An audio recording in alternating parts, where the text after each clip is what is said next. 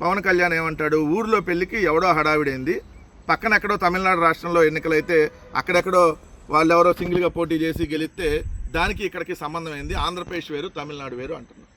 అంటే ఊళ్ళో పెళ్ళి కుక్కల హడావిడి అంటున్నాను. ఎవడు కుక్కలు అంటే నీ జనసేన వాళ్ళు నిన్ను ప్రశ్నిస్తే వాళ్ళు కుక్కల నీ దృష్టిలో, లేదంటే జర్నలిస్టులు ఎవరన్నా ప్రశ్నిస్తే కుక్కల, కంపారిజన్ తీసుకొని వచ్చి ఎవరన్నా మాట్లాడితే కుక్కలు అవుతారా నీకు? అంటే మీరేమో 15 సంవత్సరాలు విశ్వాసంగా త్రికరణ శుద్ధిగా బానిసత్వం చేయొచ్చు, కుక్కల్ని కొట్టినట్టు నీ జనసేనల్ని తెలుగుదేశం వాళ్ళు కొడతా ఉన్నా మీరు మాత్రం 15 ఏళ్ళు కొట్టించుకుందాం, కుక్కల్ని కొట్టినట్టు కొట్టినా కొట్టించుకుందాం అంటున్నారు. నిన్ను కాదు కదా కొడుతుంది, జనసేన కార్యకర్తలు కదా. ఒకటైతే నువ్వు స్పష్టంగా ఒప్పుకున్నావు, నీ జీవితంలో నువ్వు సింగిల్గా ఎమ్మెల్యే కాలేవు అనేది ఓపెన్గానే మళ్ళీ ఒకసారి చెప్పావు. ఎందుకంటే 2019లో పోటీ చేసావు, ఏమైంది, 2 చోట్ల ఓడిచ్చారన్నావు.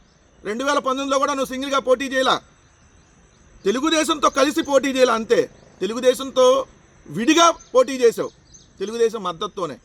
ఆ రోజు కూడా సిపిఐ, సిపిఎం, బిఎస్పి, జనసేన 4 పార్టీలు కలిపి పోటీ చేసిన 2 చోట్ల నువ్వు ఓడిపోయినటువంటి పరిస్థితి, నీ పార్టీకి 1 సీటు వచ్చినటువంటి పరిస్థితి.